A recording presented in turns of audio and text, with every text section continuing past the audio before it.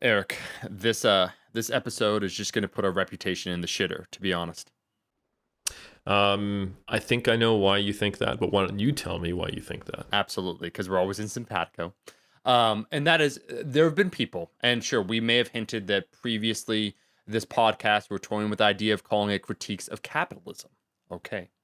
Um, it seems like we're swinging the other way because on this episode we have three interns or three former. Sorry, I need to clarify, former interns, and we found out only one of them was a paid position. So the other two were not paid, basically free labor. They were used by their corporate conglomerate overlords in order to basically take advantage of their youth and their enthusiasm, and not compensate them for their time.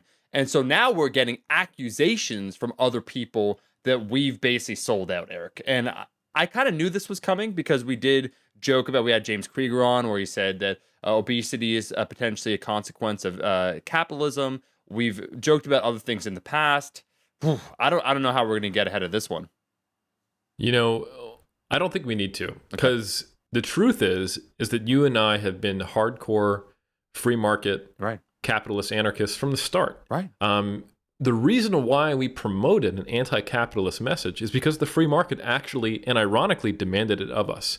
As you've seen in the lamestream media, the most popular thing these days and what sells is a hardcore leftist stance on the economy. Right. It's just the way it is. And of course, we are so hardcore rightist in our economic principles that we pushed a hardcore leftist economic stance. Right, of course. And you know what? If people can't understand that, they're probably confused as to the economy in general. While we've been riding high, predicting every boom and bust that's ever happened, we have these backgrounds that show modest homes and normally priced clothing. But the reality is that we've been moguls since the start. If you ever played Monopoly, right, that character is actually a caricature of a conglomeration of both the Isuf and Helms dynasties that have dominated the Western world and propped up the shadow government and deep state that has economically controlled the world for the very start. Yeah, I have nothing to add to that because, Eric, that was perfect. Other than to say, if people are watching the video right now and they see a bag behind Eric, it's just full of money.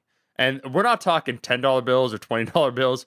We're talking $1,000 bills. Okay, it's unfortunately we view other humans as insects. I think we call them ants because we just can't relate to them. We've become so obscene wealthy that we no longer recognize other humans as having any other value other than their economic value.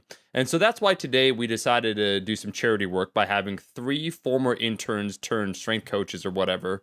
Eric, why don't you introduce them? Yeah, I guess we have to get serious here for a second. So this is actually a cool look into the way the business of coaching has changed. Online coaching is now, despite what your parents may think, if you were a young person getting into this, a viable career, and one that is sometimes recognized as something you can get credits for as an intern in a university, maybe part of an exercise science or a nutrition program. And it is becoming more and more and more common for someone to be an intern as a part of an online coaching business. And your parents may go, hold on, that's two levels of doesn't actually really exist. An intern is not a real job, and online coaching doesn't exist. And I still think the internet is just the place where people steal my credit card information. So son or daughter, please don't do this. But here at the Iron Culture, we want to tell you there is a pathway forward, and it doesn't just lead to you getting really, really good at going to Starbucks. Yeah. No, it involves you getting really good at Microsoft Excel for free, and then eventually somehow procuring clients on your own, definitely getting paid below what you're worth once again, and then trying to compensate by developing some sort of social media following, so you find some sort of fulfillment, because it's definitely not monetary fulfillment in terms of what you do. And that is why I gotta give respect to these three, right? Just the simple fact that, hey, we know it's not a career. We just said that a minute ago, but the fact that they're willing to do it must show that they care a lot. And to find individuals that care a lot when that doesn't compensate you at all monetarily, well, that's just impressive. Yeah, absolutely. So this is a great episode for anyone who wants to see a lot of people succeeding at failing. So this is a non-monetized podcast that Omar and I use to take away time from our potential ventures, which might help us. Right. This is why I have a bag of all of my belongings behind me, is because I just won't stop podcasting. So on the Iron Culture today, we are very happy to have Jim Ellie of RTS. We are happy to have Joe Stanek of TSA and Kedrick Kwan of TSG. Those are arguably three of the most successful coaching organizations, and advanced and evidence-based and successful in terms of their competitors they coach in the IPF USAPL scene. And it's just really cool to have them all on. They've both had very different paths with a lot of shared experiences, and I think this is be a really great episode for anyone who's interested in breaking into the online coaching world, to know what pitfalls, barriers, challenges, expectations they had that may have proved either true or false. And I think there's a lot of gems that are dropped in this for anyone who's aspiring towards working in this career. Eric, you gotta stop doing this, man. Doing what? Oh, don't look. You might look cute when you try and play coy, but I can see through those baby blue eyes, okay? You have another guest in your house. Well, they change depending upon the sunlight. I don't know if you've ever noticed that. I have, okay? That's the definition of hazel. Oh, that it changes in the sunlight? Yeah, that's specifically what hazelnuts are. So, they could be a little brown, a little green, but they're never blue. Eric, I'm on my favorite topic, your eyes. So we could just keep going if you want. We'll go the whole time. Do you want to keep going? Because I see where you're going. Where you're going is, I'm offended and jealous because you have someone else in your home. But then you started with, I don't even know your eye color, so do you have a leg to stand on?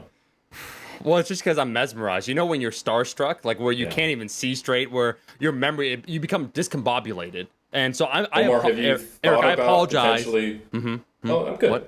Honestly, I think if you want a position playing defense for the NFL, you've got it. Because that back pedal was on point. Hey, no, let me dig a deeper grave and make everyone feel welcome, because we're sharing before this episode began just kind of awkward interactions with strong people. And to put the boys at ease here and welcome everyone to this episode, I'll share briefly. We had him on, but I think he was unsettled slightly. Chad Wesley Smith, and I think I shared this on the episode or maybe off, and I'm very comfortable sharing it.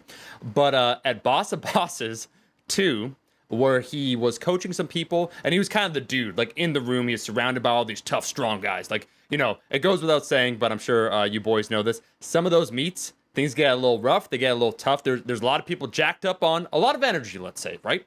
And so the pheromones are just floating through the air, and he's like kind of holding court because he's Chad Wesley Smith. He's a very respectable figure. And anyways, I get introduced to him in this crowd full of big burly guys. I'm like, Chad, you have beautiful baby blue eyes. And I just say it out loud. And it just like kind of, he's like, I'm Chad Wesley Smith. And just as soon as I said that, he was like, what? Like, he's like, no, I don't. and it just, you know. He does, though. He does. He does have. I spoke the truth. He does. Okay. They're insane. Yeah, and then I think he swore me off after that point, because I think I burst his little bubble of like, I'm Chad Wesley Smith. Because all the other guys, the tough guys, are like, shit, you're right. Like, they're looking at it and like, oh, it's like a revelation. So we've all been there before. Eric, I'm already over whoever it is next to you. It's all good, brother. I can't remain jealous at you because I just want you that much, you know? I'm willing to compromise. Man, I think we're going to have to apologize to Kedrick on air. You sort of already apologized to me in the midst of that ramble, and we're going to need to apologize to Chad Wesley Smith moving forward. Sorry, who's Kedrick though, bro? I'm only on your screen for some reason. I can only see you. Like when I'm looking at it, it's like, wow, there's Eric. Hey, what's going on, man? So if you move your eyes a little bit, then you'll see the other person. Try it. Okay, so you have a stranger in your room, which is kind of different, but it is what it. Hey, yeah. What's up, man? I don't know if he's a stranger. He's been on the podcast before. Again, that is right. Wow, must be my memory. I only remember, you know, Eric, you know. So back on the podcast, we have Kedrick Kwan of The Strength Guys, TSG. As you know, in coaching, you can't have a coaching company without an acronym. Yeah. We have of TSA. That's, just to be clear, not the Transportation Security Administration, but the Strength Athlete. Yep. We have Joe Stanek. And then of RTS, which is the Reactive Training Systems coaching, we have James, or like to call him, Jim Ellie. It's like one word, what you just did right there, real quick. It's like Gemelli. Yeah, Gemelli. Gemelli. It's actually a Jamali. I'm Gemelli. surprised I don't Gemelli. get that more, honestly. In high school, people always would say that, Gemelli, Really? every time. When I always walk by the school. I was like also 4'5", so it was like, don't talk to me. Yeah, it happened a lot. It's You're all gonna right. get that from now on. You when we grow see 2 you in inches person. from them, so it's fine. It kind of sounds like an Italian last name. Like Jamali? you could be like, I'm Antonio Gemelli. There's also a pasta called gemelli that I eat. It's spelled Gemelli. It's very good. Yeah. To me, it sounds I like think that's probably going to be the picture we have for you on this podcast. It's a that box of pasta. linguine instead of your head. When I hear Gemelli, I almost think it's like a mistranslation of Jumanji, is what I hear personally. It's like one of those like pirated editions where it's like it doesn't quite get it right. It's like Gemelli? It's like, is this the movie? Is this what we're watching, guys?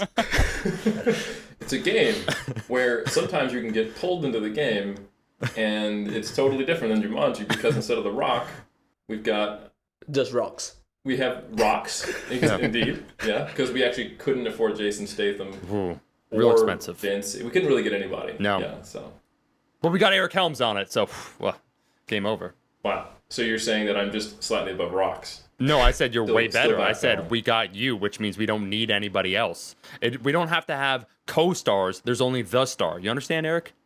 I do understand. So, and we also have NFL wide receiver, first draft round pick Omar Isuf on today, backpedaling with the gods out here. Thank you. So, yeah, we're going to actually talk about something today, like we often do on Iron Culture, and that is, man, this whole online coaching thing has changed. In fact, it's changed to the point where I would say the idea of having someone who would come in as an intern with an online coaching company was probably something that most people thought would be restricted to being in person, let's say circa 2010. I don't know. Would you guys agree with that? Oh yeah, absolutely. Yep, 100%. My parents Yeah. definitely didn't think it was a real job to even consider like not being an intern for. So So let alone being an intern. yeah, So you're like, your parents are like, so no, hold on.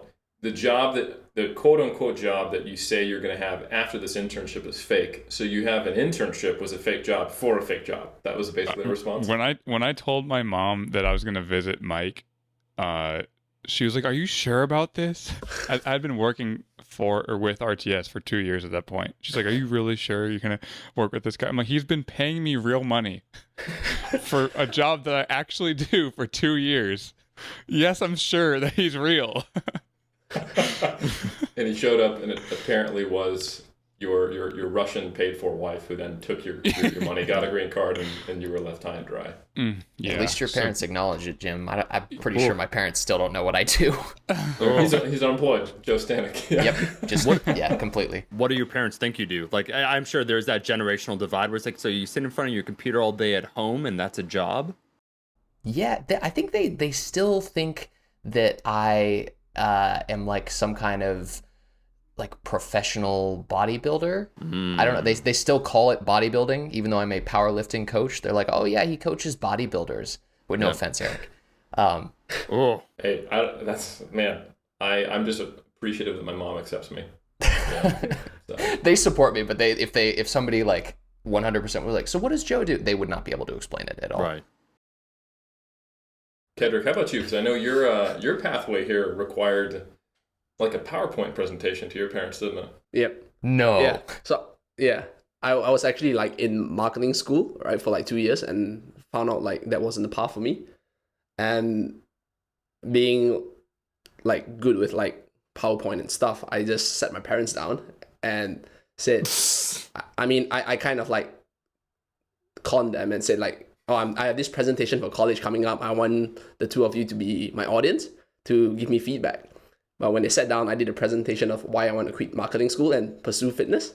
So that was like kind of like the way I came into the fitness scene. And actually that was also for an internship. My first internship ever was when I was like 19, and I also flew to Australia by myself and for 3 months. So that was quite interesting. But until today, my parents would not acknowledge me until I'm a doctor because my parents are Asian, which is why I'm doing this PhD, because then I'll actually be a doctor, even though it might not be the doctor they want.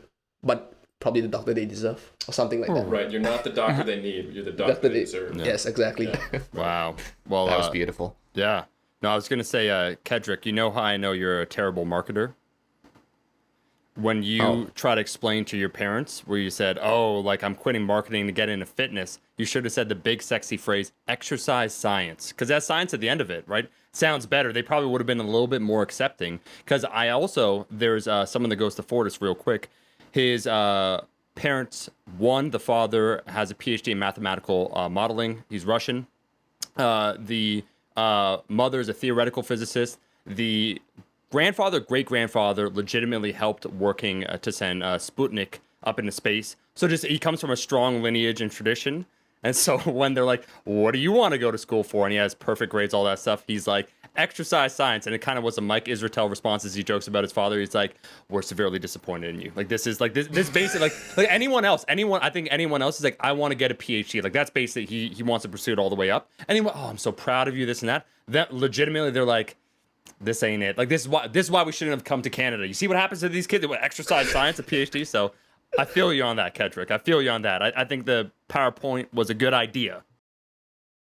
I think if I would have done a pure internship, I didn't actually do one. I offered myself up as an intern to Mike, and he was like, "Well, I don't know. What are you gonna do? Like, I'd rather you just start working for me."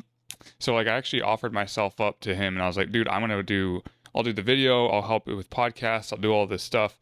I just want to learn from you." I was like, "Well, how about you do that? But then the stuff you get learned, like you actually get paid for the coaching." So like I was kind of like a partial intern where I was like doing the free stuff, which was like video editing and content creation. But if I wasn't making any money for 2 years, I don't know if my parents would have seen me in a different way. Because my whole thing was if I had money, I could be like, "No, I'm getting paid," and they can see it as an actual thing. Because they were like, "Why don't you just take your skills for a real job?" And I'm like, "This is as real as it gets. I get to work with people one-on-one on the internet."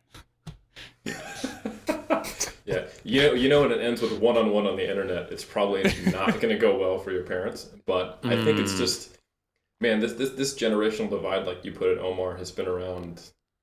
I mean, it's just a reality that as things change, people find a larger gap between their life experience and the reality of the world, unless they're forced to be in it. Like one thing about COVID, for example, is that there's a ton of like 65-year-old professors. There's a ton of people who they own a restaurant and they don't have online ordering, and they had to learn that shit real quick. So it's like that divide is a funny joke until it matters, but it's definitely a real divide. And I don't mean that to be disparaging. Like I'm not like, haha, serves you right for your restaurant closing because of COVID because you don't know what you're doing. But I just think it's something that people are probably aware of right now. Like, oh wow, we can do a lot of things online. And maybe that's something we should be a little more attentive to. So anyway, I think it'd be really cool. Jim, you gave us a little bit of an insight into how you became technically not an intern, or at least a paid intern with RTS. And you basically just approached Mike and said, "Hey, I want to learn, I want to work." And he was game, and he made the foolish mistake of actually paying you. Cool. Just I was to like, clarify, I don't deserve this. I don't deserve this. if you'd done that with RTS, I mean, with 3DMJ, you would still not be getting paid, and we would still be telling you, well, until you figure out how to email us a espresso, you haven't even basically fulfilled your intern duties. So you'd still be working for it. Well, Joe just got me jealous. Joe was like, "Hey, guess what? I get to work with Bryce Lewis at TSA and look at all this stuff." And I was doing my own thing. That's the other thing is I was doing my own thing for a while, for 2 years. So like I had a business that I had to trade off. And Joe was like, "Well, this is way better." And I was like, "No, I'm good on my own." Like, "No, I'm good on my own." And then I was like, "I think I'm going to get left behind because I don't have a team right now. I don't know everything. Like people are already doing this that probably know more than me. Maybe that's an alternative, to kind of speeding up the growth of things." Yeah. A reasonable assumption. And I think I feel very, very fortunate to have gotten to have watched this stuff because I think, man, Jim, I was looking back through Facebook Messenger, and I want to say I had messages from you that are more than 5 years old now at this point, where we used to talk. Joe, same thing. I remember early on when you first came on, and we joked about how you were my grand client. Yeah. So yeah, and then obviously, Kedrick is out here. I've got to see and be a part of this stage of his story. So it's really cool to, all jokes aside, it's really cool to see where you guys have been and where you are today. And I think that story is not just interesting, but it's also useful because in 2020 now, online coaching is almost the assumption when someone tells me they're getting into fitness, rather than something that's an add-on business to being in-home personal trainers. And at the very least right now with COVID, for the foreseeable future, at least in most countries, we're fortunate here in New Zealand, we're not actually breaking any laws for those watching on video. We have zero community transmission, okay, damn it. But no, it's seriously, but in this time, it's the only option for someone who's doing fitness now is to be on Zoom with their clients or to be doing online programming, etc. So it's a very real thing now, but it wasn't that tangible when you guys got into it. And I don't think that was just your parents and the generational divide. I think there was definitely a perception. To my knowledge, you guys are some of the first online like interns in kind of our space, this whole like online powerlifting coaching reality. So Joe, one thing that's cool about your story is it fed into your degree program. It did, yeah. So I had decided that I wanted to go into exercise science after being an English major for a semester and deciding that it was boring. And one of the components of my degree program was I needed a long-term internship as part of the degree. Like it was basically a class. It was worth credit every single year. And so I was just like, well, it seems like a long shot, but at this point I had been watching. I don't want to sound like a teacher's pet, but I had been watching like 3D Muscle Journey and what they had been doing. Just how all of you guys were online coaches. And I was just like, that sounds really cool. And so I actually reached out to a bunch of people, but Bryce was one of the only people that actually replied. And I had done powerlifting when I was 13 and had not done it since. I think I was 20 at the time. But I was really looking to get back into it because this is when things were starting to get popular again. Candido's channel had just started to blow up. So everything was kind of starting to fall into place for raw powerlifting, and it just seemed like it would be a really cool opportunity. So I had some conversations with Bryce. Obviously, the fact that I had worked with 3DMJ kind of helped that because he was just like, oh, well, cool. We have some similar backgrounds, and we talked a little bit about our influences and just what I'd done previously. And lo and behold, Bryce was like, yeah, let's do it. And I got to intern under him all the way up through my senior year, and then it just so happened that there was a position open at TSA, and here we are now. It was really cool, and it was awesome that it fed into my education. I had to do some convincing with my degree program advisor to actually be able to intern online, because I'm pretty sure the whole idea of it was that you were supposed to get an internship with like some kind of physical or physiotherapist, because that's what most of the exercise science students at Syracuse used it for.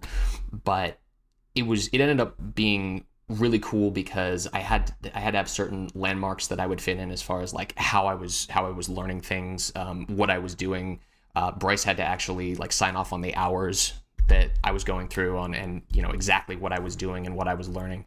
It was really a blast, and I look back on it and think like, what if I had never sent that email? Where would I be today? And it's just it's so cool that it evolved into what I do now. I couldn't imagine my life any other way.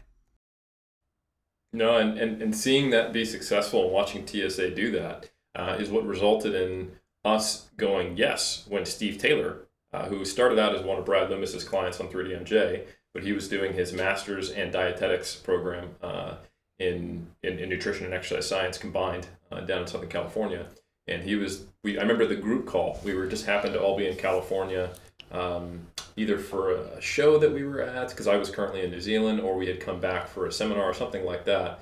And he was on Skype he was on a voice call on speaker in like the SUV that we were all in. And we kind of asked about how it would work. And then Brad had to sign off on his hours, and I made some suggestions about how to make it look, because I was kind of involved in academia. And we followed the same model, and now Steve has been working with us since then. Still unpaid, of course. No, I'm just kidding. So, so yeah, it was really cool to see that. and just to see that is a reality, probably has been for the last half decade. So, Kedrick, we heard a little bit about how you convinced your parents that you could actually, as the oldest son in your family, that you would do that and create this horrible example for all of your brothers who would, of course, immediately start taking drugs and killing people. It's an unfortunate thing to see it happen. No, I'm just kidding. But how did you go from that initial okay, I got to get the parents on board, and then you did a real internship? Not that these are fake internships we're talking about, but I should say an in-person internship in Australia doing S&C. How did that eventually lead to where you were with TSG? I think a big part for me was like going into the S&C realm. It was really different, right? So I know all the bro stuff. I know like go to the gym, do some bro stuff, a little bit about nutrition. But when it comes to like training like athletes, like real athletes. Yeah, real athletes like our not powerlifters. Our quarterback here, Omar Yusuf. Yeah, right? he's a wide receiver. Yeah, wide receiver, right? Clearly, Safety. from the part of the world that doesn't play American football. Well, just look when you look at Omar and you think, oh yeah, he's a receiver. Then that's that's how you help you remember his position. Right. I'd say more of a strong safety. He's got the Troy Polamalu look. Thank you, Joe. And it shows how little Eric knows about football because he said wide receiver, but he said I played defense, and that's why I said safety to try and save him because that's a defensive position. But here we are. Well, Thank you. So Thank you, Joe. Look, I was actually trying to make a subtle joke about wide and receiver. Yep. And I got didn't the do sexual well. innuendo, but I was going with the straight, Innuendo. defensive position. No, it is more. I'm aware that a wide receiver is an offensive position, and I was trying to be offensive to me by saying that you're a wide receiver. So multiple layers of jokes, like high level stuff. And I only got one or two wrong. So. Carry on. I don't know how you got it. I guess like when it comes to training, like proper or like athletes, like at that point I have to acknowledge like, wow, it's like a brand new world, right? Like it's very different the way things are structured, right? And it's funny because at the time you think like, oh, everything is periodized and things like that, but fast track to where I am now, we kind of like stumble upon like John Kiley stuff, and it's like, yeah, periodization itself is not exactly like 100% rooted in like hardcore science and stuff. So now contrasting both views, it really is about like, wow, there really is a lot of things that you don't know, and that led me to pursue like a slightly more formal education path, and led me to doing my master's, right, in sports and exercise nutrition. And when I was writing up my dissertation, which is what we called it in the UK, I did my master's in London. Basically, it was just a really boring time. So I used to be the guy that would make fun of all my friends for watching Korean drama. But when I was writing my master's, I started watching Korean drama, right? So that was like maybe a poor decision on my end, but then it also led me to ask for an internship position with TSG. And fun fact, I actually asked both RTS and TSA, but they already said we already have interns or an intern at that point, which... It's a competitive market, apparently. And there's only 3 companies and 3 interns. So they was like, Mike was like, now we don't need another intern now. And then like Bryce was like, oh, we already have an intern, so we don't actually need one now. So at that time, I obviously I don't know Joe, I don't know Jim at that point. So like, oh yeah, cool, understand. Then I asked Jason Tremblay from TSG, and he was like, oh yeah, we do need some help, right? And it's probably like the equivalent of making coffee in person. It's probably like graphic design. So she's like, oh, what are your skills with like graphic design? And fun fact, like my art is horrible. Like I was the only person in high school that failed art. No, this one of the only 2. And the only reason the other person failed was because he was absent. So I was the only person that was present that failed art. But I said, yeah, I know a thing or two about graphic design. And Jason was like, oh, okay. Yeah, and yeah, so I basically started doing like infographics while learning Illustrator on YouTube. So that was my role, which is probably the equivalent of making coffee and photocopying stuff if the internship was in person. You had the hustle, and to be honest, I think that's a really common thing. I remember when Steve approached us, we really liked Steve. We wanted to invest in the fact that he was going to be an RD. He wasn't yet. And we wanted to make sure that we could kind of provide that runway for him, support him in that, and eventually have an RD. But what did we have him do in the meantime? help us get our podcast out, So, and don't get me wrong, as soon as he actually became an RD, now he's reviewing every single one of our nutritional protocols, and he's on retainer, so we can ask him questions about clinical nutrition. And he's constantly working with Omar on his eating disorders. And they seem to be getting worse, but I almost feel like that's just Omar making sure that Steve has work. So making sure that we're always connected, employed. Eric, is that. That's right. Let's go one layer deeper. Yeah. Correct. Yeah. And he's like, I don't think this is binge eating disorder. I think you're saying it is when you eat pizza, so that I have something to do, so that you have to stay connected to Eric. You know me so well. We're connected at the stomach, so it's all good. It's a good place to be connected. It is. Then we can share gastric juices. So we've got kind of an idea of how you got into that internship role. Clearly, Gemelli over here was the most successful, getting paid immediately. Yeah. How long did it take, Joe, for you to move from an internship role, indentured servitude, to an actual, paid position where you're coaching people and making big bank? Let's see. So I was interning beginning in the fall of 2014, I believe. Just at the end of that, and I got my official position on. It was right after Raw Nationals in 2016. So, yeah, just at the end of October, probably near like Halloween. I do remember very distinctly getting the yes from Bryce and the rest of the guys and playing "This Is What Dreams Are Made Of" from the Lizzie McGuire movie, very loud, and sending out a wide Snapchat of me doing that, including one to Alberto, to which he responded, "Nice job, buddy," which was pretty funny. But yeah, about a year and something like that, which admittedly it seems kind of short, but it was a long. Like it felt a lot longer because I had so much going on during the internship. A lot of coffee. Yeah, to be honest, that's only short in the general perception of like the use of interns, which is really the abuse of interns in the real world. True. I think that's been something people have been aware of for the last decade or longer, that interns have been used by corporations when they don't really want to pay someone in a way to, hey, we're helping you build your CV, and it's really just, we're finding a way to have an employee who we don't pay, Yep. Bryce was cool about it. He did try to give me some opportunities. At one, I was helping with TSA admin work as part of my internship, and at one point he was like, you're doing a lot of work. I'm gonna throw a couple bucks your way, but I think I calculated out it was a little bit less than a minimum wage job. So. I mean, hey, the fact that it was paid at all is like I said, it's definitely better than some of the horror stories you hear in like the corporate world. Yeah. So and obviously, like you said, it resulted in you getting a position. So, Kedrick, when did it go from you learning how to do infographics to actually being someone who had clients and helping with nutrition and training and all that? Yeah, I guess. Hopefully making money, right? Yeah. So the big part was, like I said, I mentioned that I applied for the internship position when I was writing up my thesis or my dissertation for submission. So after I did that, defended it, and then graduated, I went back for the graduation ceremony in London. And so happened at that point, it was right after Belarus in 2017? 17. Right, 2017. So Belarus has just ended, and while the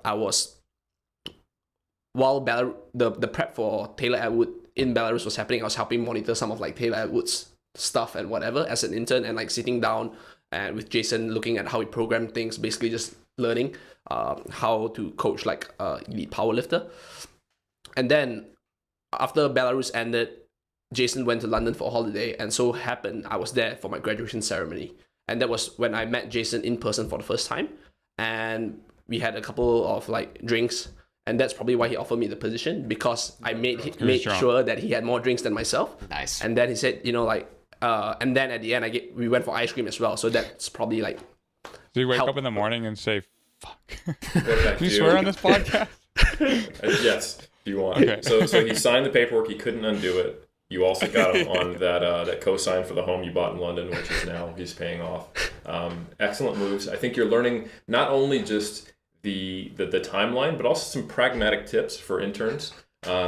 Ice cream and alcohol, and then signatures when they're not necessarily going to remember it. or at the very least barely remember it but can't go back on it. Sounds like the key to success. Yes, exactly. Key phrase, Kedrick, legally binding. Mm-hmm. Yeah. Yeah, you have to find some way, right? Like, I mean, if your boss asks you to make coffee, you have literally every single opportunity to put something in the person's drink. So that's a good way to think about. Wow, we're upgrading this thing now. Yeah. This is like this is a stalking 101 crash course for anyone that's interested. I was, Eric, before Kedrick shared how he actually got his upgraded position, I was remarking internally to myself, wow, Gemelli, Joe, great job everyone here with the adaptability in a new environment, kind of the go get 'em attitude, you know what I'm saying? Like kind of that hustle that you alluded to before, where it's thanks to basically your tenacity that all three of you have positions, but it just sounds like Kedrick's path was a little bit different. It almost was like this, it sounded almost more like a rom-com set. It's like, so we just so happened to be in the same city at the same place, same time. We grabbed a few drinks. It went well, so we got ice cream afterwards. And then the next day, we signed a contract. I was like, what? Sorry, Kedrick, let's just back up. What is this? Is this an accurate representation of the facts? He's like, oh no, absolutely. I'm like, okay.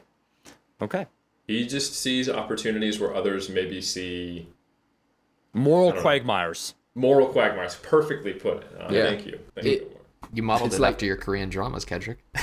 No, I actually modeled it after the TV show You. So, oh, wow.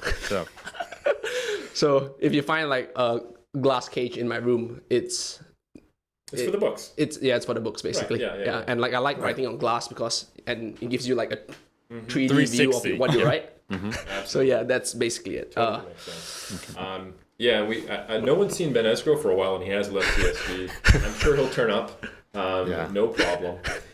So very interesting. Okay, so how long was your period of doing intern quote unquote work compared to when you actually got hired on and started getting I would say I'm not sure whether Jason like kind of waited for me to graduate because he wasn't sure whether I'll pass my defense, because he offered me the position right after graduation, but I tried to not think it's about that, but it's more of like, yeah, you meet your quota of making infographics and then you're fine.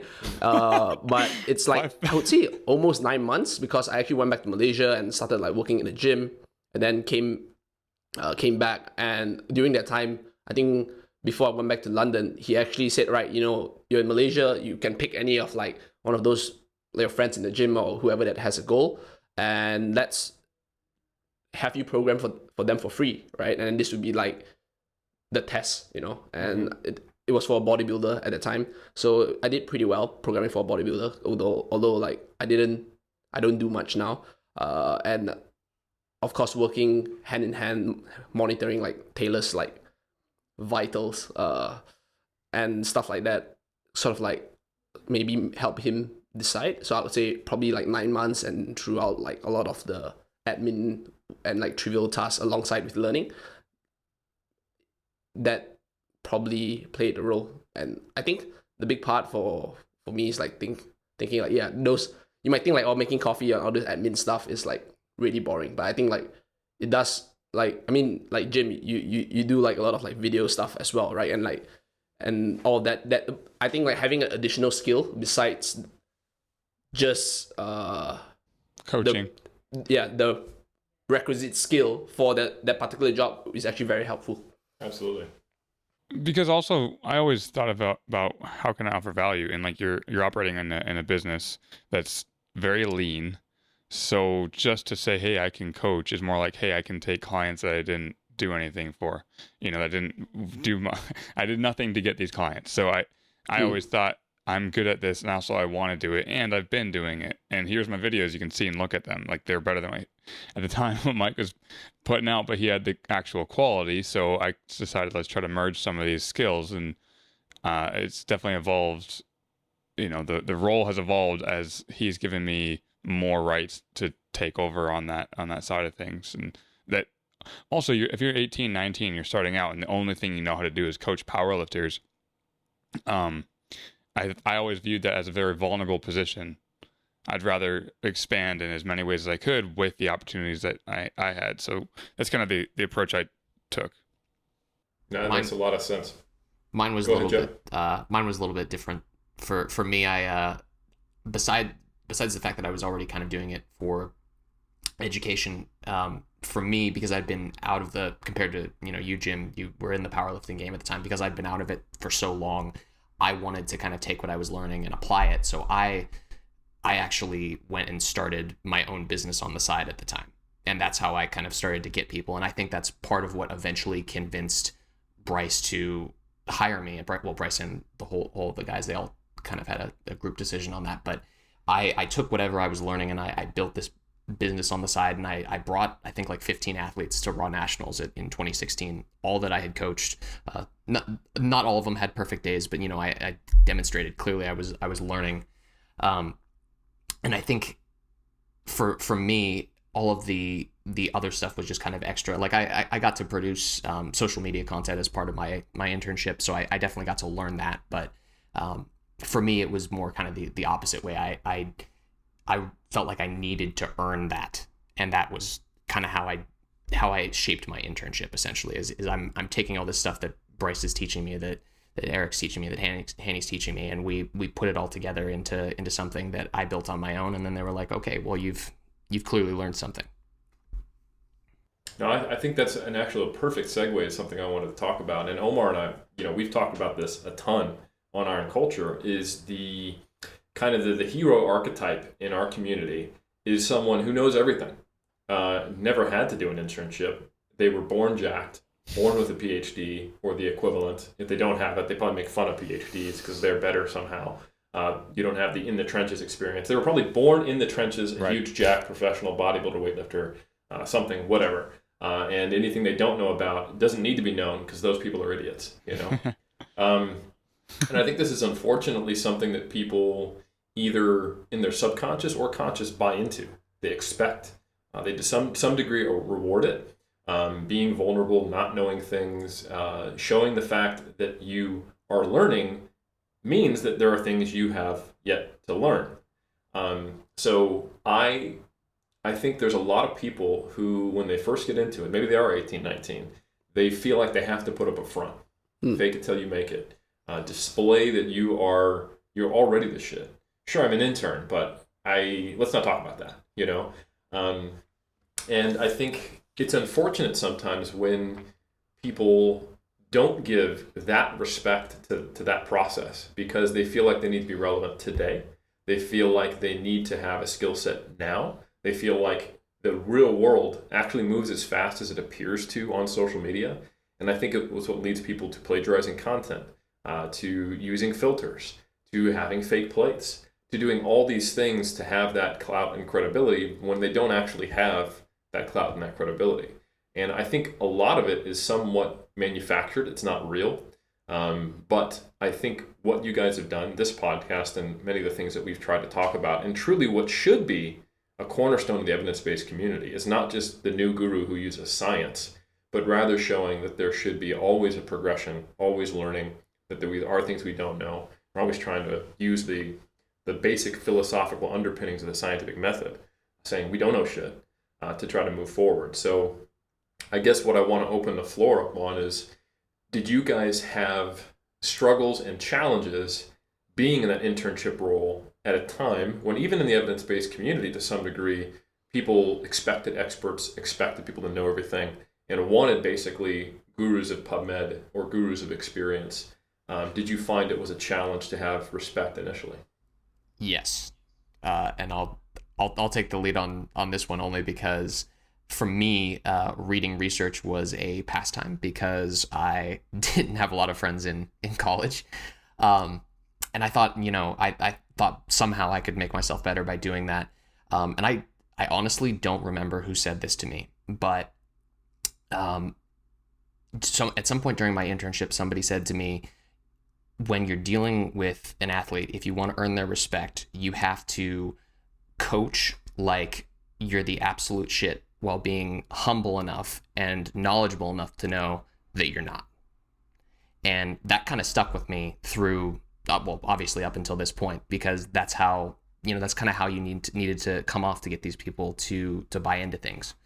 And for me, it was always just kind of, being able to cite research and all this is one thing. But when I actually sat down with these athletes and, talked to them, I often found that if they weren't buying into it, for me, it was more those conversations where I was able to say like, hey, I don't know yet, that they really kind of started to trust me. And I think that's, I've seen Jim and Kedrick, talk about similar things. I would imagine that they would probably agree with me that that's kind of where we come from as coaches, where we're just constantly trying to learn. And that's ultimately why our athletes will ultimately give us respect, because we're constantly learning, even to this point today. But it took me a while in my internship to finally realize that. And when I did, I would say that's when I started to build some momentum in working with athletes. I don't know about the rest of you guys. No, sorry for stealing your phrase there, Jim. No, I wanted to, I think everything you said, Joe, is very, very relevant to my perspective. But I remember like you and I, when we first started doing our own thing before either of us had internships, we had our little podcast for like 3 episodes where I forgot about that. We didn't know anything, and we were just like, so what do you think about this? What was it, like the 2x frequency? We had a frequency podcast about like what the best frequency is, and then there was one about periodization. It was like, what do you think about block periodization? And like all these like catchphrases that we knew nothing about, but we wanted to. And I forgot about that. I remember, because it's funny, because when I was alone, I thought way more of myself, and I thought I needed to like have a super strong opinion about everything. And then when I finally started working with Mike, one of the things I very quickly realized was that while he knows a lot, he's never putting himself in a position where he knows more than me. Like, even though he never framed any of our conversations like, I don't want your input, you swine. It's like it was always like, hey, you just started working with me, what is your perspective on this topic? And I'm like, wait, you want my perspective? I just started. And he's like, yeah, well, it's valuable to hear where you're at with this, and 2, you actually have more to contribute than what social media might make you think. Like, because back then very certain characters were way more prominent than they are now, centered in Florida, or what is it, Orlando? Yeah. If you know who I'm talking about, you know who I'm talking about. And that was kind of the model, is like, you have to have this huge ego. You need to know everything, or you're an idiot. And when working with Mike, I never felt like that. I'm like, hold on, this is actually way more enjoyable, because I can be wrong now, because he's not certain, but he's going to make the best decision with what he has. And then when we learn more, we'll learn more. Like, that's the evolution of knowledge, which I'm so honored to be able to have that kind of perspective on life. Because even in any other field, I don't think I had that type of person in my life. And so that was kind of how I've kind of morphed my own philosophy, which is almost scary, because there's still people that have the alternative perspective where it's like, I know everything, you're an idiot, I can't believe you even doubted yourself for a second. What about you, Kedrick? What do you think? Yeah, I think the big part as well is like, I was talking to a friend of mine once, and I said that people often have the need to know everything, or feel like they need to explain everything, right? And feel like they cannot say like, I don't know. But I simply find that knowing when to say you don't know, or admitting that you can say you don't know, is quite liberating, because not only does it liberate you from the burden of like having all the answers, but it also opens a whole world of possibilities for you to learn. And I think that was like, for me, coming from Malaysia, right? And a lot of the exercise science and fitness industry, the boom is in the West, right? So I kind of like adopted that, like that. Maybe it's a subconscious thing from being colonized, but but I just like, yep, just tell me what to do, and then I'll just listen, right? And sure, as we go on, but when we talk to when I talk to my athletes, right, when I first started out as well, I feel like, like I am the shit, But then again, I always have to remember, like, just like how I am as a person, and how I didn't know a lot of things, right? And I was willing to learn. My athlete could probably be the same, and I'm not gonna be like, oh, I know everything, right? And I think like how Mike played the role with you is like, for me, it's like, yeah, I'm gonna do this with like my athletes as well. Like, if they ask me something, I say I don't know, right? I'm gonna tell them this is my thought process. And I feel like when you have the actual conversation rather than like a managerial position where you sort of like you're being told what to do or you enforce certain things to be done, I find that process actually helps so much more in terms of like learning. And I think the big part would be just like, hey, there are a bunch of things that we don't know, right? Like say not everybody is born with like the typical like talent versus hard work, right? So people always say hard work. What's the cliche phrase? Hard work beats talent when talent doesn't work hard. Yeah, Something like that, right? Yeah, and I think it's true because like I think coming from a position that is like slightly, I would say, a little bit like less privileged to like the access of information, I had to like work really hard to like source a lot of this. I spent tons of money like buying books and online content at one point just to be able to learn, and I think that really like that the obstacle really shaped me and allowed myself to grow. And I think for a lot of people that would be the same as well. But the question is like, how do we overcome the obstacle? Do we have the right people supporting us? And I think an internship would ultimately, if you are in the right position or with the right company, your team will kind of like support you to grow and overcome the obstacle, which I think it's great because, Eric mentioned just now, in the corporate world where they literally just want free labor, that is not the position you want to be in, because those people would literally create obstacles for you to keep you there rather than help you overcome those obstacles to help you grow, and then you can leave. I remember very clearly, I mean, we this intern gang thing, we joked about it at Worlds, right? And in Canada in 2018. But here we are like talking to one another, and we also had this conversation, and we said like Bryce was an intern for 3DMJ. Yes, but he was. Eric said that, I think you would do better on your own. Imagine if Eric would be like one of those really dictator model, which I can't deny that he's not, being my PhD supervisor. I'm still trying to figure that out. And he kept Bryce in with 3DMJ, and knowing that their policy is not paying their interns, he's probably like doing slave labor.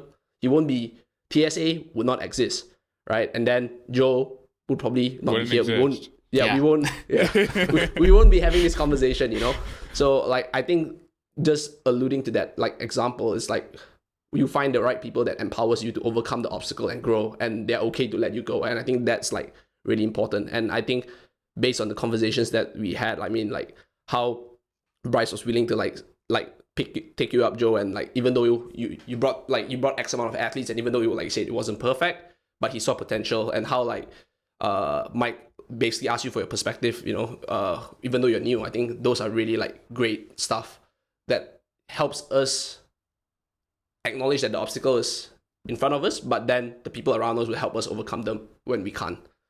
Now, it's a couple really good points. I think the main one is that everything that any of you and the entire companies you work for have accomplished is because of me. It's the main one. No, but in all seriousness, I think that's fantastic. Kendrick, the second and the real point I want to make, and that you've all echoed in one way or another, you brought up John Kiley before. And John Kiley, for those who don't know, is I would say a periodization theorist, a S&C coach, a speaker, and a very intelligent man who has articulated really well kind of his personal journey through thinking he knew a lot, and that there was a way to do it, and that there was specific guidelines and rules to programming and periodization, to going all the way through, getting his master's education in periodization, doing his academic career, and then losing faith in that, and then not being able to, like you talked about, Joe, display that confidence to his athletes. And like you said, Jim, feeling like he knew things and now doesn't know anything. And I think many of us who came before you guys, and I'll speak for myself here, I felt like I had to know everything. I had to put on this front. And in many ways, I had to not only kind of try to lead the change in our community to say, hey, we shouldn't be saying we know everything. Actually being evidence-based or research-based means saying when you're wrong, acknowledging things, and that humility is the pathway to knowledge. But I had to actively change my own brain, follow different people, think differently, question some of the people who I looked up to for probably the wrong reasons, and try to, I didn't start from where you guys were. I started with the model of I'm shit, I don't know anything, so I need to know it all now. and basically be able to whip it out and be like, boom, like I'm the man, both metaphorically and only metaphorically in these current times. So I think that's really valuable. John Kiley talked about how he originally had this point where, okay, these are the rules. Oh shit, these rules are kind of built on a very shaky foundation. And he would just go in with his athletes and be like, I don't know, what do you feel like? What do you want to do? And it was disastrous because the athlete is looking to you for confidence. But I think what you guys also highlighted is that doesn't mean false confidence. It doesn't mean necessarily putting on a front. And that when you guys have been vulnerable, stated what you do and don't know, and work together with your athlete, I think it speaks to their existential dread that, oh shit, there isn't a guarantee that I'm going to get stronger, not get hurt, achieve my goals. But both of us know that to be the case. But we're going to put our heads together, we're going to come up with a plan, and that is the only true confidence you can have. Because I don't think most people really believe with the kind of religious fervor that they sometimes act like they do in these camps that they follow. The reason why they push it so hard is they're not trying to convince everybody else necessarily. They're trying to convince themselves. Like, no, paleo must be the answer because it's working right now and nothing else has, or what have you. So I think when you really get actual buy-in, and I've had many of these conversations with Bryce over the years, it's through him being an athlete, through him being an intern, to then him being a coach and starting TSA like you guys talked about, just for a little background. He did go through that. I got to watch kind of just 2 years ahead of my own development as a coach, him struggle with those things, and to be like, fuck, you mean like if I do an accumulation block, an intensity block, and a taper, I can't guarantee a PR? And I'm like, I wish you could. It'll be a little better than just training, but yeah, I mean, don't get me wrong, he is getting stronger.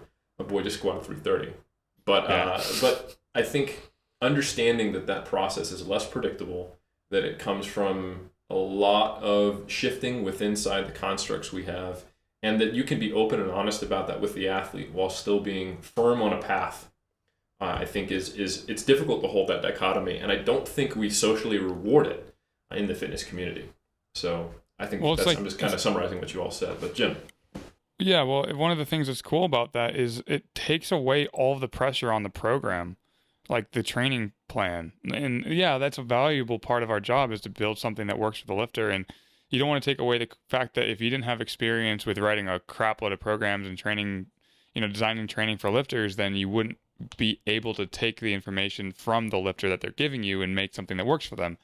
But once you get to the point where you kind of understand all these false rules, but there's still something to take from and manipulate in a way that's more valuable for the individual, that is super powerful, because it requires more responsibility to communicate about, hey, what is this lifter up to? What the hell is going on in their life, and can I or can I not contribute positively to that other variable that might be contributing to their training. And like once John Kiley came out with that research paper, I think it's a research paper. Yeah, it's a review. Yep. Yeah, on an inconvenient truth about periodization or something like that. Mike was like, "What the heck is going on here?" That was about a year after he had already learned from Bondarchuk and kind of had the idea in his head. Anyway, I'm not going to put words in Mike's mouth, but when he started bringing that up to us as coaches, I was like, no, stop this right now. Like, I was so uncomfortable with it, because I was like, why would we do this when we can write 27 weeks of programming right now in, a few minutes? Like, you have the whole structure. You just you make some changes to the variables, you add some intensity fluctuation with the exercises and make sure each block is different. Every coach kind of tries to systematize that. And with this other idea, it's like, wait, that's not everything. And ultimately, that might not be the best. Like, that's scary. That means, I have to do more work now. And I think at first that was difficult. But eventually, once you mess up enough times and take the hits personally versus like, no, Chico did that. I was running Chico, so it's Chico's fault that this program wasn't good. It's not mine. Then you're like, oh, actually, we can get really freaky with our creativity, and that's the most fun thing right now. And I'm probably taking this in a direction you weren't intending, but I got excited. No, actually, Jim, to add to your point, I I actually agree a lot with that. For me, Kylie's work wasn't necessarily as much of a revelation for my programming, because I had gone a different way. It was more just, hey, I'm doing what's supposed to be like, the rules, and I'm not getting the results, so I need to try other things. And for me, it always kind of came down to, let's just talk to the athlete. And I think a lot of coaches, they just get married to this system, and it's just like, well, if it's not working for you, then it's your fault. It must be you. But over the years, for me, what I've always realized is if I just sit down and I actually have a good conversation with the athlete, if I learn about what's going on in their lives, if I hear, actually kind of like what you were talking about, Jim, where you were saying you felt like it was weird that your input was valued as an intern. That's kind of how I find a lot of athletes are when I try to talk to them about these things. It's just like, well, why do you want my input? And it's just like, well, two heads are better than one in this case. Like you've been doing the training. You're the one actually under the barbell. I'm writing numbers. So to that point, I think that the collaborative side of it is something that, not even just as an intern, but as a coach, and I still learn more about this every single day, being able to actually communicate with your athlete and build an approach that fits them, despite it not necessarily fitting the conventional rules that are out there about training, is one of the parts that you develop over your coaching career. And it's just something that I think is, you just can't teach it exactly. It's just something that you've got to learn over time. Ironically, I think this philosophy and where you guys have got to, and where RTS, TSA, and TSG have gotten to, that you guys are kind of talking about, is itself an emergent property of a certain philosophy of training. And one thing that is perfectly embedded in each one of your guys' worldviews and professional views is humility and learning and being better. Or you wouldn't have become interns. You would have thought this is unnecessary. Or you would have been like, oh, it's not worth anything I could learn from an internship because it makes me look weak or unknowledgeable. But the fact that each one of you has these stories of trying to learn everything you can and being open to it and going through these revelations that in some cases scared the crap out of you, blew up a system you thought worked, or you realized, I'm following the system rules, I'm not doing it wrong, maybe I actually need to be a little more involved and creative. What emerges from that is a collaborative approach, is a client-centered approach. The same way that we have seen motivational interviewing come from authoritarian coaching and authoritarian healthcare and all these things not work. Even that started all the way back in the 70s in the healthcare providers. It's becoming a little more popular in fitness now because we're late to the party as always. But I think the fact that you have all gotten there is a product of being open, because when someone as a coach or a science communicator or a content producer believes that they have all the keys, believes that they're unassailable, or believes they have to put on that front, it can't result in a client-led or client-centered approach, because that implies you don't know everything. So it is this barrier to being anything more than having pretty good cookie-cutter programs, So I don't know, Omar, you've been fly on the wall for a little bit of this. What do you think? Eric, I've had one profound question I've been thinking this whole time, which is just honestly left me transfixed up until this moment when you recalled me to life. I was just curious what flavor ice cream Kedrick got in London that sealed the deal, because it must be a really good flavor of ice cream. And Kedrick, answer it in about 3 seconds, because I want everyone listening to get a pen or a pad or whatever you write on these iPhone things are, so they can write it down and go, what was the flavor? If I'm not mistaken, it's actually 2 flavors. Always go for the double scoop, right? The single scoop is just a test, right? Expert. Don't skim. Right? Expert. My friend asked me that day, are you going for a single scoop or a double? I said, dude, that shouldn't even be the question. It should be a double or a triple, Mm-hmm. So I think it was honeycomb and pistachio, if I'm not mistaken, right? Pistachio, I'm not so sure, but honeycomb definitely was there. So was that based on you reading, Jason, or are those just, that's the magic formula? That's right? I think it's adaptive, the magic formula, or, right? Okay. So this is just one of those universal truths. Yeah. Pistachio and honeycomb. John Kiley be damned. There is 2 flavors of ice cream that will get you jobs, and that is pistachio and honeycomb. Either one alone, that's not very good. I don't want that. Too sweet. I'm not that much of a vanilla guy. Right. Pistachio, that's not really an ice cream thing. That's got to be mixed with something together.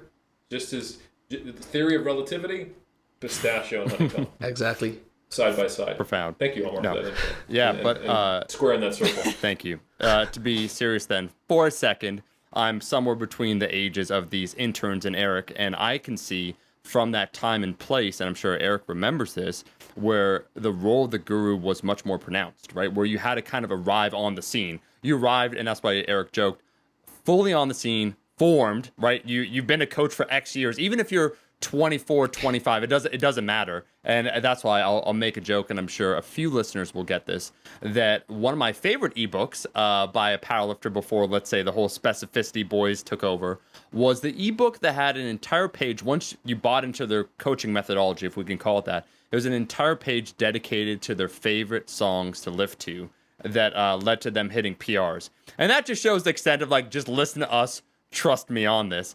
And, I think, like anything else, there is that re-examination that occurs. And so to sort of enter the space with the knowledge that, I don't know everything, and having that transparency and the vulnerability to express that has allowed you to send the three of you to where you are. And it's not an accident, I would say, where you ended up, right? Because it's that kind of eternal pursuit for self-betterment, to be a better coach, all those sorts of things that are naturally precluded when you think you're the shit. And so being kind of tied between these two positions, I've seen that. And we, once again, I joke with Eric, like either on the forums or wherever it was, basically, if you were a coach, you had to have an opinion.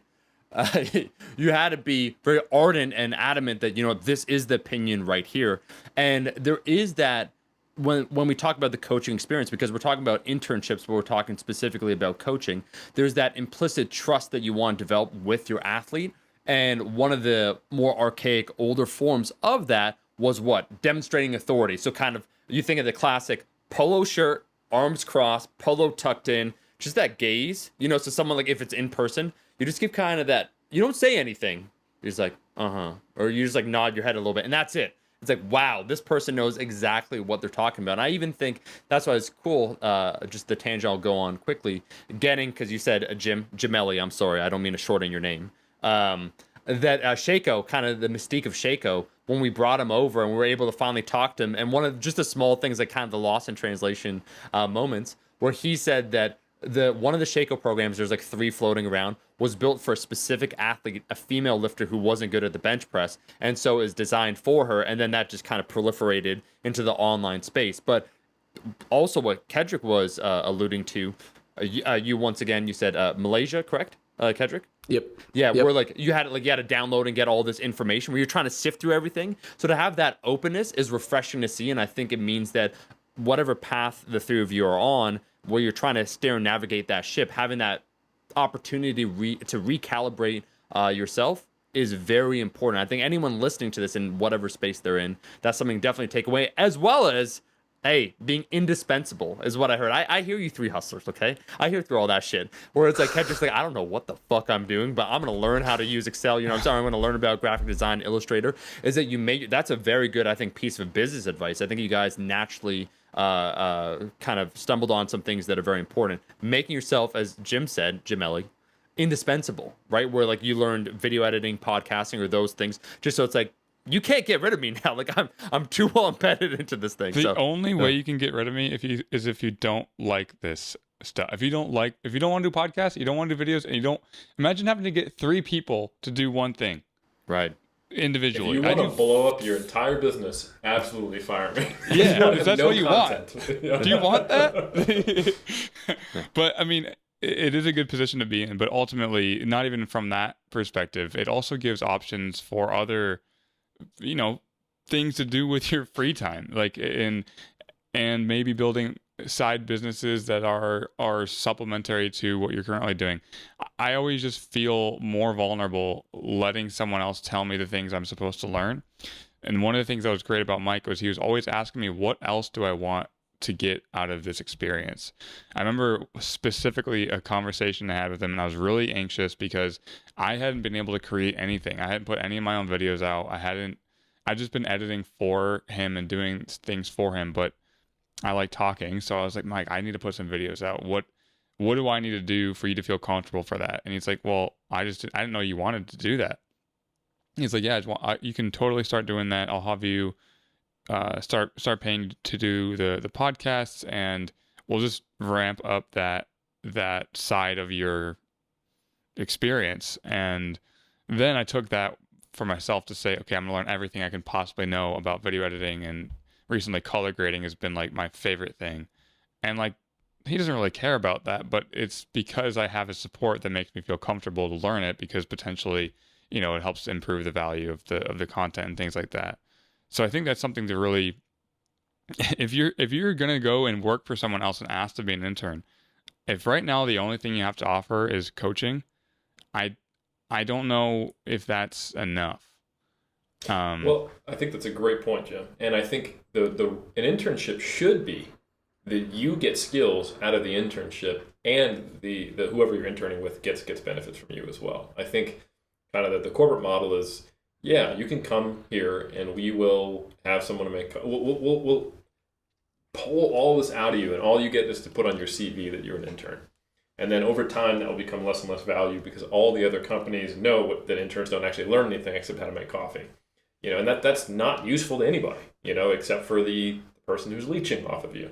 So what you're describing is awesome. And I love that Mike also gave you consistent challenges, because I know it took you about 3 years to get him to actually go from portrait mode to just turning his phone to the side, So still working on it, shout out Mike T. He knows what he knows. I actually don't let anyone record their own videos unless they follow very specific instructions. I'm at the point where they understand that, because I don't know if you've seen the YouTube channel recently, but It's no fire. one in the powerlifting space makes as good of videos. I'm just saying right now. Not that they're not as enjoyable, they probably are more, but the way they look aren't as good as the ones that we make. Did he just put all of powerlifting on notice? Did he just, You guys gotta step up your game on this podcast. Okay, wait. That's what I'm hearing. Bryce Krawczyk, Calgary Barbell, they are actually a model that I would love to get to. Yeah. So I have to It sounds like you're accept trying him. to play some football with Omar now.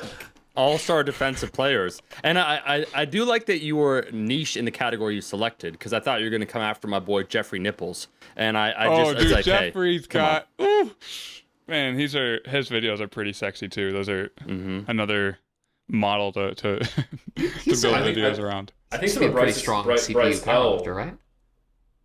Was Jeff that? used to be a pretty strong powerlifter in the CPU, right? So he could technically be in the powerlifting space. You could technically be coming after him there. Yep. He did some powerlifting. He's lifted some weights.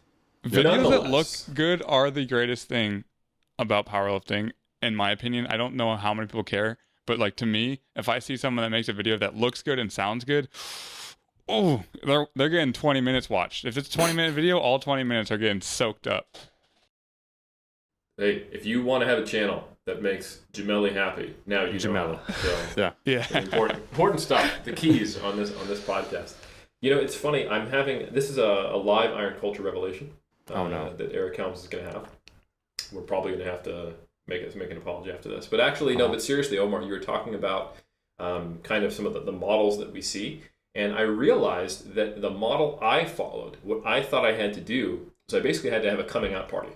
Like, once I have reached a certain level of skill, a certain level of clout, then I can come out and say I know everything, and that I'm the man. You should listen to me. I'll answer your questions. But until that point, I'm not ready to come out. And I think the equivalent to that was, oh, I got a big total, or oh, I look really good. So some people would come out and they became the guru we'd all attack.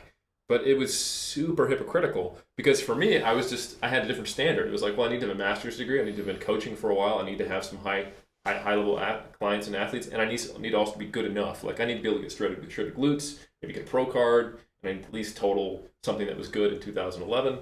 And then Matt Ogus, I'll have my coming out party on YouTube. Right. And I think part of me probably thought, okay, I've made it. I'm good now. But I'm very fortunate that because I was embedded in research and our culture was changing in the evidence-based community, that I didn't stay there. I didn't think, okay, now that's it. But I think many of the people who I looked up to, Omar, kind of in our generation, it was, once you become popular, that's the period on your personal knowledge growth. Mm-hmm. And we've actually seen people get dated. Some people who were the man or woman, rarely, back then, are now like, oh, that's the way you still program, you know. But there are some people who have been around since then who are only better now, and I think you guys are all working with some of those people. And I'd like to think that I'm better than I was in 2011. You know. I mean that show you looked so good in 2011, Eric. Weren't there, but and I like how I like how my quality is how good did I look at a 2011 show. Yeah, no, but and Eric, Reno show with 40 athletes. I think you've massively contributed, to be serious for a second, to that change. Being one of the peeps at the forefront in order to redefine what it means to be one of the thought leaders, if that makes sense. Because kind of what you said, you made it, you done made it, whatever. I remember it's like you'd publish an article, the article that would change the way people think. It's like, now you're a guru, like this individual, and then their pursuit of knowledge, as you said, it ends right there, like because they put it's a cap, it ends, and so it's so interesting to see how that has changed. And I think social media, just real quick, has led or has really started that, where because information now can be spread, shared so much more rapidly, you need to be up to date. So when you have this closed ecosystem, you're on a forum or whatever, and someone controls it. Let's say it's your own forum, so you know you're attracting this audience, and you kind of become the cult leader. It's easier, but now when the asymmetry of knowledge has been decreased, you need to be on top of your shit. So it's almost like a natural consequence of social media and the age we live in. Well, one of the things you bring up, Omar, is that game is also to play to your peers.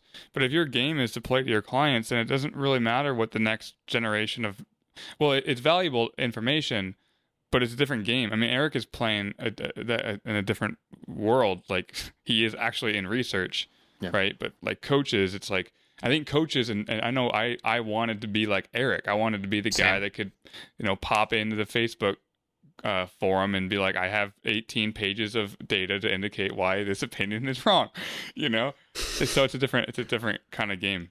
I think it's called the PubMed end zone dance. You just jump on someone. You're like, see, you're slightly wrong in these contexts. Boom. I think Eric, to your point that you were making as well, and Omar actually in a way you too. I do think that this the role of the coach has definitely changed and evolved over the years. Like when I was first considering online coaching as a career, I was thinking like, shoot, I have to go get a PhD. My powerlifting total needs to go up 300 pounds, like all this stuff. And I would have never thought that I could get to where I am right now without doing those things. But as a consequence, I think it's kind of the role of a coach has kind of gone two ways.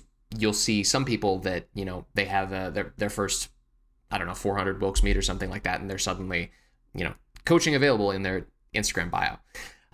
And that's just become more and more common. And then you get people that have gone the other way that have actually just been like, okay, I need to do my due diligence and just put things out into the world that make sense as far as coaching. I need to work with my athletes. I need to, put out dope 20-minute videos that are shot in a certain way, Jim.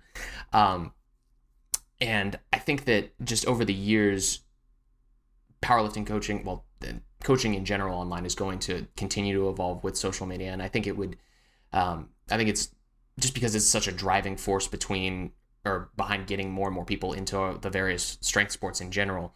I think it's going to continue to shape things, regardless of if the coach is sort of pandering to their audience or not. To your point, Jim, I do think that it's going to be more standard to sort of be this active person on social media. But what I do think that I've seen is that more and more that sort of guru type mentality has died down. So I do think it's going the right way, but I also think that coaching and social media have become a little bit more intertwined than it might have used to be when 3DMJ was first coming up, or like in the Matt Ogus age, for example.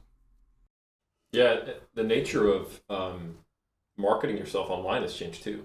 Like there was a point, like when I was coming up, I think it wasn't all just the signaling that led to that, me saying I need to have a coming out party. So it was the nature of online. Like once we are legitimate, then we create a web page, right?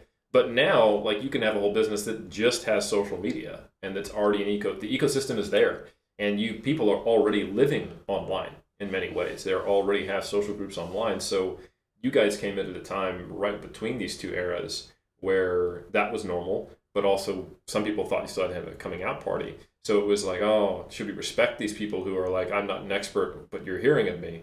And I think it's really cool because your entire evolution, all three of you, you can look back on social media. You can see your old posts. You can see your old conversations. There's old dead podcasts that you're now embarrassed about. And I think that's fantastic. It's really fantastic because it's not this whole idea of, for me to be visible, I have to be unreproachable. I have to be an expert. I have to never change my mind.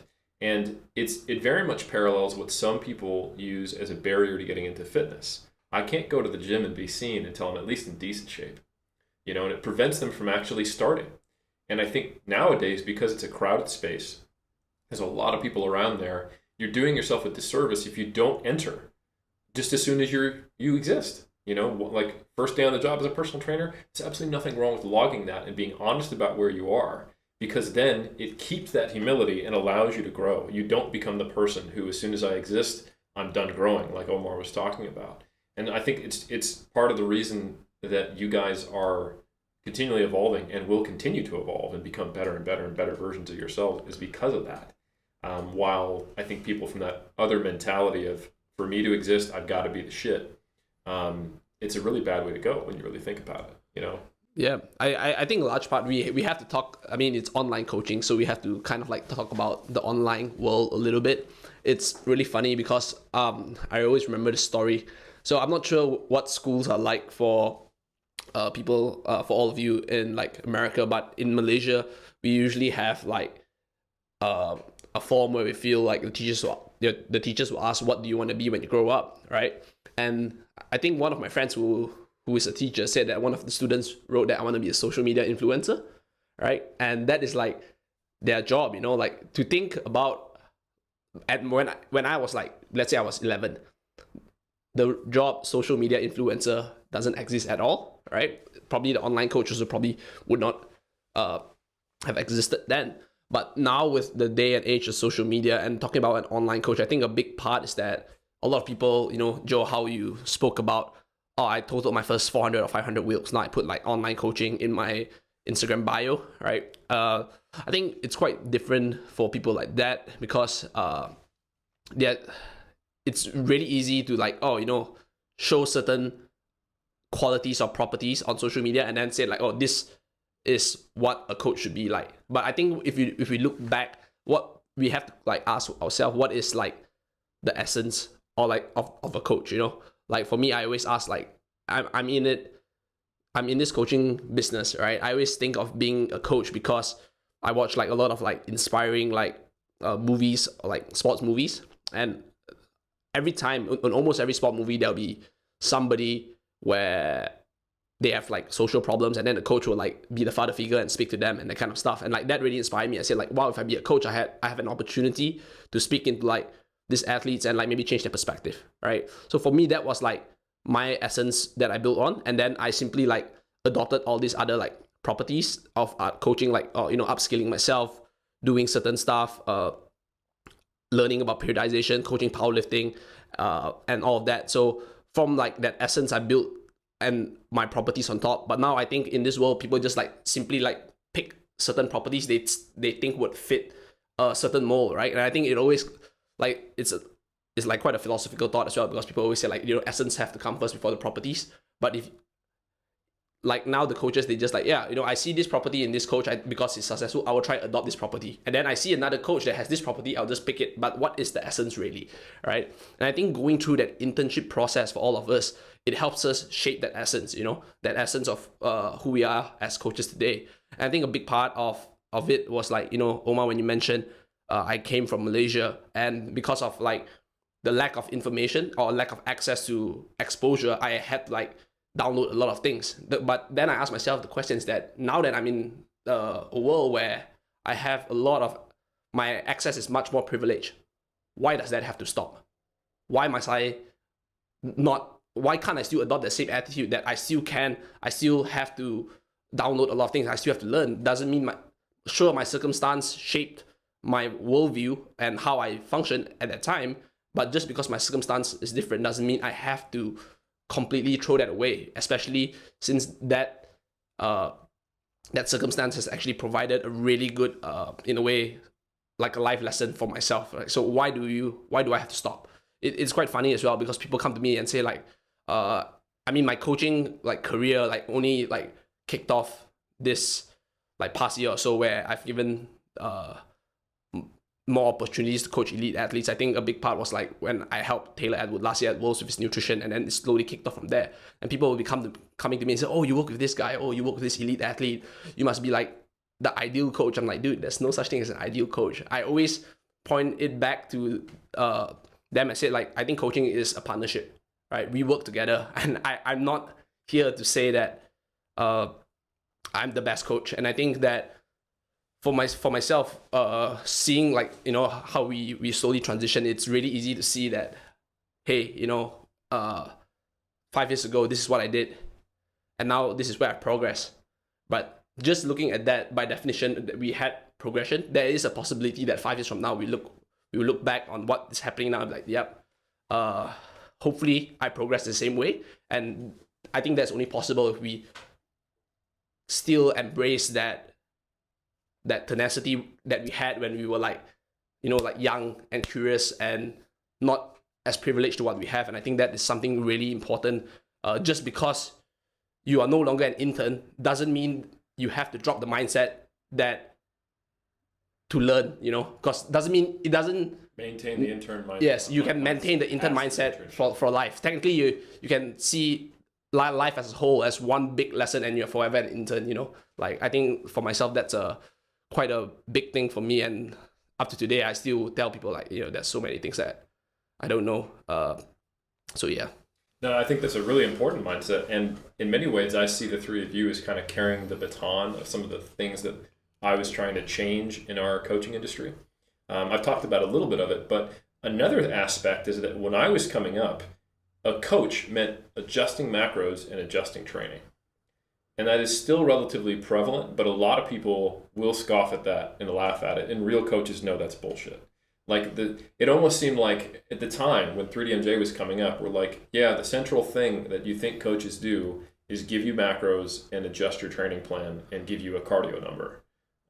In bodybuilding, more prevalent. In powerlifting, it's like, here's your Excel, see you in 12 weeks, right? And now, like, I for so long, I've been trying to say, like, that's not coaching. That's programming. That's consulting. That's giving people information. But it's absolutely not coaching. And then some people at the time were like, okay, well, I guess I need to care about my clients as humans. And, you know, like, I guess things outside of the gym and the kitchen will affect the gym and the kitchen. So I'll have some attentiveness to that. But still, like, that's a feature of my coaching. But the central essence is that I do those things. You know, I make supplement recommendations, right? And I'd like to think now what you guys are saying is, yeah, the central theme of coaching, oh shit, it's actually coaching, creating a partnership. But that is evolving. So I feel like it's taken, and it's still in process, the better part of a decade for people to acknowledge that coaching is the central piece, not one of those value adds in addition to I give you 3 numbers for protein, carbs, and fat, you know? I think what Kedrick said about the internship mindset is interesting, because if I'm trying to think about what I thought about when I was an intern, and the thing that I cared about the most was, you know, next level programming techniques and, you know, different styles, which was valuable. I mean, if I didn't have different ideas that I could kind of work with, I wouldn't be in the next level of, let's call it the internship mindset. But it's kind of like bringing awareness to what is really coaching, like where, if programming isn't everything, which is something that is, I don't know, the last few years I've kind of come to terms with, even though the other parts of the job were happening, it didn't seem like the driver. Now it seems more in the direction of, okay, how do I be a good coach, and what does that mean? And like things like motivational interviewing that you brought up, Eric, that seems like more of the direction, like social skills of encouraging and inspiring and enabling change in the lifters and the people that you're working with. That is way more difficult than learning about the next periodization theory.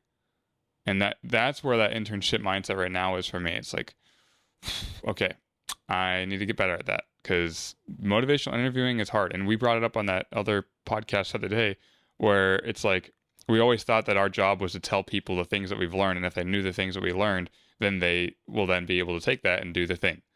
But unfortunately, logic and just pure facts don't change people's behaviors.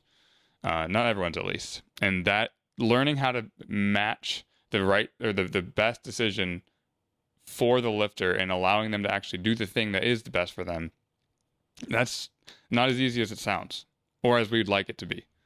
Yep. I think to add to that point, I think that Eric, you're exactly right. And I don't see, thankfully, I don't just see that happening as far as carrying the baton in just us three. I do see that in other coaches that I talk to that are newer, and even some that started around when you were first becoming a coach. It's become a lot more of the norm, and I think that that's an awesome thing. Because as a coach, we have to remember that we're not working with the numbers that we're putting on our spreadsheet. We're working with a person. And I don't know that a lot of people that jump into coaching, like, I don't know that they consider that aspect so much. Those same people that I just talked about that have, coach link to coaching in my Instagram bio. I don't think they ever consider that. And it's been refreshing to almost kind of come up in that age, because it feels more like I'm not just having an influence on somebody's powerlifting total, but having a positive impact on their life. And I've been able to help some of my athletes through difficult times, and I've been glad that I've been a shoulder that they can lean on with that. And I think the two of you probably would say the same. It's been something that's almost been a cornerstone of my coaching experience, and it's made the experiences on the platform with those athletes all the sweeter.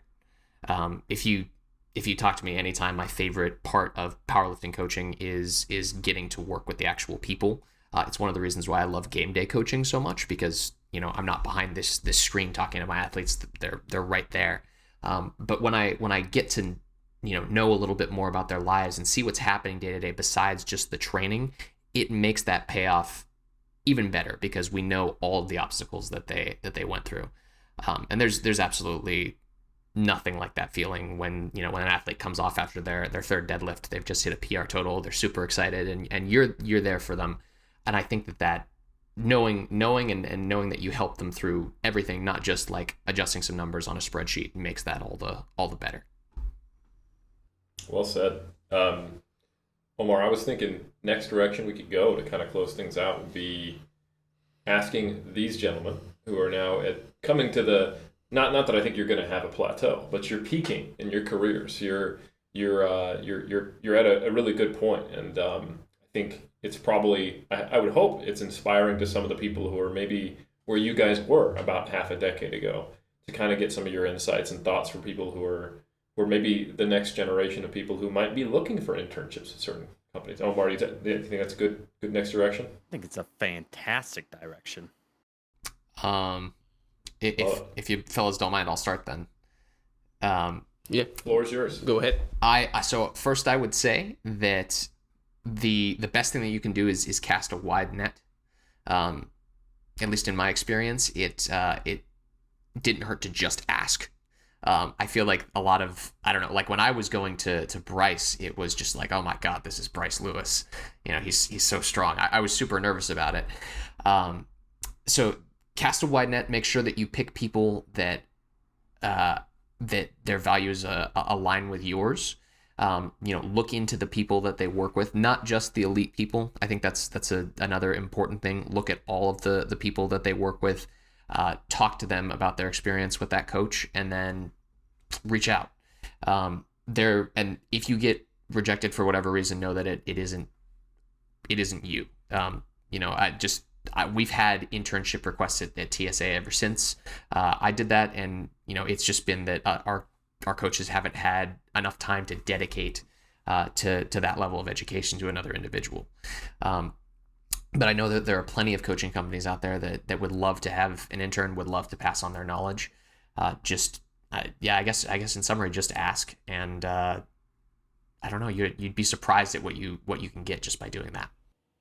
I'm gonna add to the asking bit. When I started with Mike, I'd asked I asked Eric what he thought I should do. I remember, and at the time that I was thinking about working with a company that already started, I was trying to figure out what the hell to do with my degree, and I was 2.5 years into my degree, and I had my own coaching going on, and I wasn't doing exercise science. I was almost a failed engineering student that turned into like a general business student. And he was like, well, it'd be really valuable if you have an XI degree. And I was like, I don't know if I'm going to spend another $60K on a full exercise science degree just so I can become a coach. No offense to that realm, there's value in it. But in my world, I felt like I was ready to do something else, and I had two options. And I went with the first was ask as many different companies as I could, see what they would say to me. I literally asked everyone. I asked Jason, right? Is that TSG? Jason. Yep. He was the owner at the time. I went out to Chad because of the dinner that we had. He didn't respond. It's fine. And no bitterness. I'm actually not bitter because I never expect anything with this either. Right. Like I wasn't bitter to anyone. I didn't respond, probably because they had a really big following at the time and they didn't know who I was. Whatever, it didn't matter. And I was kind of like, I felt defeated a little bit because it's like I felt like I reached out to a lot of people, even people I didn't even know. I was like, oh, coaching company, some other bodybuilding company. I want to learn from someone that's doing this online business thing because at least I could learn about the business, even if it's not my number one interest, whether it was bodybuilding or just general fitness. And then I thought to myself, like, hold on a second. I haven't reached out to Mike, and no one's really responded. Everyone's either rejected me or said I needed more education. And one of the things with Mike was that I had already I felt like I bought into his system much better than anyone else's. Like at the time, the way I understood programming, everyone was either doing purely percentage-based training or they were using RPE. And at that time, no one really understood it, what it was, how to progress with it, how to use it.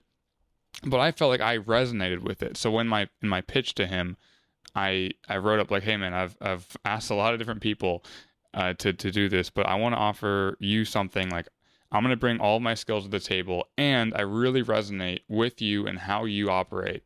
It's how I've been coaching my lifters, and I think that helped a lot to get my foot in the door. And he responded like, I've seen you on social media, I've seen you comment, let's get on a conversation. And that went where it went.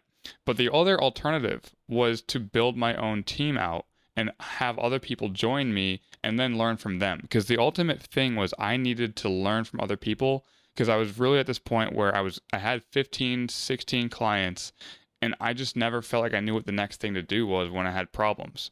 So I was actually in the process of building out my team, but then Mike responded, and I was like, hey guys, I'm sorry that I'm going to shift into working with RTS, but and I think that's an alternative solution that I'm really curious what would have happened, because I think that you don't necessarily need to work with another company, but I think the value is having other people that are willing to learn with you, and you can vibe off of each other. I mean, Omar, actually, you kind of started your own thing yourself. I imagine that had to have happened. You did your own thing for a while, but imagine that growth required the input from other people who aren't necessarily like these idols to you. Yeah. So, I mean, I just think that's the other potential way to go. If coaching is your thing, you don't need to reach out to all the companies. You can try if you want, but that's not, if no one responds to you, you can also just see who else is also trying to do the same thing and also struggling, because there's a lot of people struggling to be their own brand, their own visionary, that ultimately could probably benefit from working with you. That's the Team 3DMJ story. I had some personal training. I was in the middle of my education. Alberto had done a lot more coaching. Jeff had the perspective, the experience, the knowledge, and the existing website and the blog and kind of the philosophical underpinning of what we wanted to do. And then Brad, that's on the business sense. He owned a gym. He was also a personal trainer. And we thought, between the four of us, we might not do too bad of a job. And that was basically what we did. And, we learned posing coaching from Jeff. We learned the sciencey stuff from me. We had some of the basic business concepts and the personal training experience of Brad. And we had the specific online, mostly through DMs at the time and email, coaching experience with bodybuilders of Alberto. And then we had the collective clout of each one of us looking pretty good in the Speedo. And that was where it started. So I think that's absolutely a viable option. So yeah, just to kind of say, yes, that's true on your point, Jim. Eric approves. I do. I wholeheartedly approve. Kedrick. I think a big part, like I would always go back to like finding your essence thing. And I think like now, because we're talking about the online world, like there's always talk about like, do you think that like AI would replace our jobs as online coaches? And then, Eric talked about like how coaching at one point was just spitting out numbers. And I think that the thing that sort of like, I mean, this is going to sound like another philosophical talk and people would disagree, but it's like, I think like what AI would lack compared to a coach is that essence thing, right? So because every coach would have like a different essence, or you could say different principle of how they operate. And I think that if you find that and let that be the base, right, that would help you so much more. Because at the end of the day, to be indispensable, let's say one day when like AI takes over the world and coaching is still a thing, and hopefully that time we see Arnold Schwarzenegger back again trying to save the world, try to save John Connor. But at that time, we have to understand, talking about being indispensable, is that what can you do more than a robot? And I think that's a good question to ask yourself as a coach who's just starting. Like, what can I do more as a coach? Compare myself to something that's an AI, right? And I think people always talk about like artificial intelligence or machine learning, is that the fact is that like a lot of machines, they don't have intentionality. Like they don't know why they're doing it. They're doing it, but they don't know why, right? But as a coach, like as a human being, you sort of like have that intentionality, and you ask yourself like, why are you doing this? And what that would help you kind of like figure out what your essence is. And I think that would change, and that would slowly be formed and shaped during the internship process, or during the growth of meeting people, speaking to people, the work that you do, and who you work with. You will slowly form and shape like the essence of who you are. And I think a big part of that is very, very important, because you have to know yourself what is the direction you plan to take, and then you can adopt certain properties that will bring you towards that direction. And I think flipping that around can be quite dangerous at times, because your essence then will be very convoluted, and you kind of like don't know what you want to do. And I think another very important point, like I think for someone who wants to start out as an intern or a coach, right, is besides the point that I mentioned, adopting the internship mindset like for life, like learning is for life, right, is as you develop your essence, you would have a certain bias, because that is who you are as a person, and you have to acknowledge that. Like scientists, when we do science, we have certain bias, but the fact is that as scientists and trying to be as rational as we are, we would put the bias aside when the evidence or the is against our bias. And that's the same thing for coaching. We have a certain bias of how we do things and how we like to do things, and it's often the place where we start from, because that is how that is sort of like where our essence drives us to. But you always have to remember that you're working with someone else, and your athlete or your client's interest would always have to come first compared to your bias. And just because your bias doesn't work for your athlete, you shouldn't impose your bias on your athlete just because you think this is the only way it has worked. And surely that bias has been shaped by your experience in the past. Like, 90% of the time this works, hence I'm going to try this now, because that is how we be efficient, right? We try to be as efficient as we are. But when it doesn't work, then you'll be like, okay, I have to remember to always keep my athlete's best interest at heart. And then this is now when I chuck my bias aside and try to find something that works for that athlete. And that is also very useful, because then again, you have to remember that now you're back in the internship mindset again. There's something else new that you have to learn, and it's working with this athlete and sort of like humbling yourself and putting your bias aside, that allows you to learn and continue that journey of learning. So I would say like, just to like those are like two of like my main thoughts, I guess, for someone who wants to start is coaching or plan and for like whoever who wants to like pursue coaching for the rest of their lives, I guess. Yeah. No, wise words, good stuff. And I think the only thing we need to make sure we say, Omar, is that any anti-AI commentary on this podcast doesn't represent the views of Iron Culture, because we do want to be around after the singularity, and we want to stay on the upside of one unmentioned AI that seems to don't kill us. masquerade as sorry. as unnamed Right. AI who masquerades as a strengths-based writer, one who maybe writes about being stronger by science. And yeah, I think with that, maybe Omar, you can help us close out before we say something that will end our lives in the time of the end times of the singularity. Thank you, brother. No, I just want to double down on what Eric said and said. We've never been anti-AI around here. In fact, Eric and myself the other day were talking with one Elon Musk, I believe his name is, about keyword was neural link, and we are completely open, willing, and will be the first participants to upload our consciousness and merge with the AI. So we are very I've excited been for that. keeping a part of my hair shaved right here for that USB port, so I'm ready. Yeah. So we just want to make that clear about us. What Kedrick said, that's his own thoughts and opinion. Please don't kill us. But with that being said, I thought it was a fascinating conversation. I think once again, the changing face of online coaching or being interns. Who knew not getting paid unless your name is Jameli was such a good thing for one's career. And so we're going to make sure to link everyone's social media. Get that clout, boys. PP boys, the pecan pistachio lads. All that's linked in the description. And lastly, we just want to thank everyone, human or otherwise, okay? Because we want to include everyone here. For listening to another episode of Iron Culture. You can help us out by leaving a rating review on iTunes.